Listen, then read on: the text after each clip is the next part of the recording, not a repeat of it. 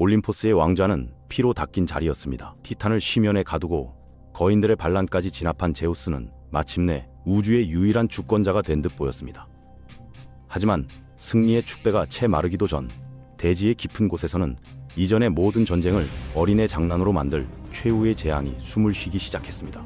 그것은 단순히 신을 거부하는 반란이 아니라 우주의 시스템 자체를 삭제하려는 대지의 마지막 발악이었습니다. 오늘 우리는 올림포스 모든 신을 도망자로 만들었던 공포의 정점, 괴물의 왕 티폰과의 결전을 추적합니다. 대지의 어머니 가이아의 인내심은 바닥이 났습니다. 자신의 자식들이 번개에 타 죽고 산맥에 깔리는 광경을 목격한 그녀는 이제 질서를 바로잡는 것이 아니라 질서 그 자체를 파괴하기로 결심했습니다. 그녀는 타르타로스의 가장 깊은 어둠과 결합하여 우주가 태어난 이래 단 한 번도 허락되지 않았던 금기의 생명을 잉태했습니다. 그것은 생명이라기보다 파괴를 위해 빚어진 거대한 재앙의 덩어리였습니다. 마침내 대지가 갈라지며 티폰이 그 흉측한 모습을 드러냈습니다. 그의 머리는 별들에 닿았고 두 팔을 벌리면 동쪽과 서쪽의 지평선을 동시에 거머쥐었습니다. 100개의 용 머리에서는 신들을 저주하는 기괴한 소음이 쏟아졌고 눈에서는 신성조차 태워버릴 지옥의 불꽃이 이글거렸습니다. 그가 움직일 때마다 바다는 뒤집혔고 대지는 마치 거대한 싱크홀에 빠진 것처럼 형체도 없이 무너져 내렸습니다.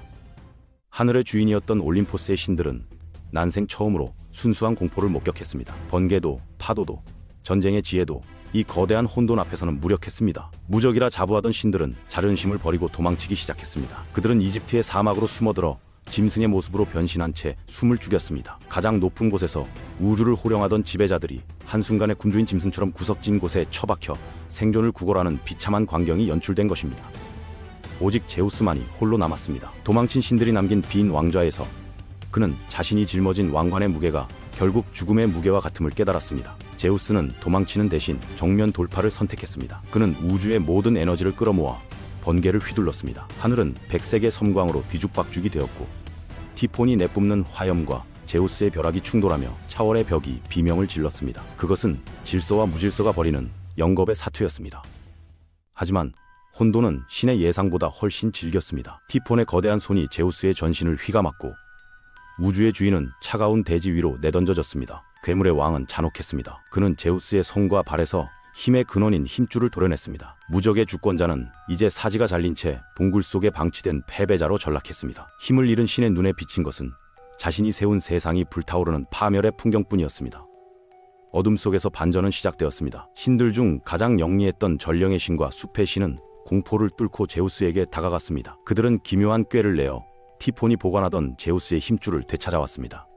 사지가 다시 연결되고 멈췄던 주권자의 심장이 다시 뛰기 시작했습니다. 이것은 단순한 회복이 아니었습니다. 죽음의 문턱을 넘어선 자만이 가질 수 있는 냉혹한 각성이었습니다. 제우스는 이제 자비를 버린 오직 승리만을 위해 정제된 파괴의 신으로 거듭났습니다. 제우스는 하늘의 마차를 타고 다시 티폰을 몰아붙였습니다. 이번에는 단순한 힘의 충돌이 아니었습니다. 그는 우주의 물리 법칙을 이용해 티폰을 구석으로 몰아넣었습니다. 티폰이 거대한 산을 들어올릴 때마다 제우스는 그 산 위에 수천 발의 번개를 꽂아 넣었습니다. 자신이 휘두른 무기가 자신의 머리 위로 쏟아지는 압도적인 사이다 같은 반격 앞에 괴물의 왕은 처음으로 고통의 비명을 내질렀습니다.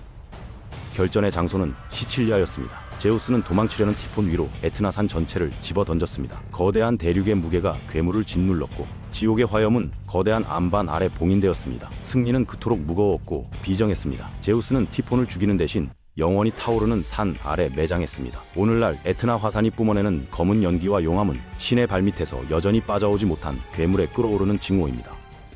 전쟁은 끝났고 도망쳤던 신들은 하나둘 올림포스로 돌아왔습니다. 하지만 그들이 마주한 제우스의 눈빛은 이전과는 달랐습니다. 그는 이제 형제들과 웃으며 술을 나누던 친근한 왕이 아니었습니다. 우주의 모든 악을 홀로 감당하며 든 흉터는 그를 누구와도 짐을 나누지 않는 독단적인 주권자로 만들었습니다. 승리는 달콤했으나 그 대가는 영원한 불신과 숭고한 고독이었습니다. 제우스는 왕좌에 앉아 자신이 지켜낸 세계를 내려다보았습니다. 질서는 회복되었으나 그 질서를 지탱하는 것은 정의가 아니라 압도적인 폭력이었습니다. 그는 깨달았습니다. 질서는 언제나 무질서라는 거대한 괴물을 억누르고 있을 때만 유지된다는 사실을 말입니다. 왕관은 광의를 내뿜었지만 그 내면은 차가운 철창과 같았습니다. 자식을 삼키던 아버지를 베고 거인들의 심장을 뚫고 마침내 괴물의 왕까지 매장한 제우스의 연대기는 여기서 일단락됩니다. 그러나 이 승리는 완성이 아닌 시작이었습니다. 대지의 반란을 진압한 신들은 이제 자신들이 창조한 또 다른 변수, 인간이라는 존재와 마주해야 했기 때문입니다. 신들의 시대는 가장 화려하게 타올랐으나 그 불꽃 아래서는 이미 인간의 의지가 조용히 태동하고 있었습니다. 신화는 우리에게 날카로운 판결을 내립니다. 우리 안에도 질서를 세우려는 제우스와 모든 것을 파괴하려는 티폰이 공존하고 있지는 않습니까? 당신이 세운 견고한 삶의 체계 아래 혹시 무시하고 억눌러온 시면의 괴물이 자라나고 있지는 않나요? 신들의 투쟁은 하늘 위가 아니라 지금 이 순간 당신의 선택과 갈등 속에서 반복되고 있습니다. 결국 진정한 승리란 적을 소멸시키는 것이 아니라 자신 안의 공포를 통제하고 질서를 유지하는 법을 배우는 과정입니다. 제우스는 번개를 쥐고 영원히 잠들지 않는 파수꾼이 되었습니다. 그는 알고 있었습니다. 자신이 딛고 선 에트나 산이 언제든 다시 요동칠 수 있으며 권력이란 그 불확실한 진동 위에 세운 위태로운 탑이라는 사실을 말입니다. 질서는 파괴보다 유지하기가 수만 배 더 힘든 법입니다. 제우스의 통치는 그렇게 비정한 각성 속에서 굳건해졌습니다. 그는 이제 우주의 시스템을 수호하는 차가운 기계와 같은 신이 되었습니다. 그것이 그가 우주에 남긴 마지막 판결이자 우리가 누리는 이 평화의 본질입니다. 당신의 오늘이 평온하다면 그것은 누군가 당신 대신 보이지 않는 곳에서 괴물의 목을 짓누르고 있기 때문일지도 모릅니다. 제우스는 모든 신이 도망칠 때 홀로 남아 괴물과 맞섰습니다. 여러분이 만약 올림포스의 신이었다면 제우스를 도와 함께 싸우시겠습니까? 아니면 신화처럼 이집트로 도망쳐 다음 기회를 노리시겠습니까? 여러분의 선택과 그 이유를 댓글로 남겨주세요.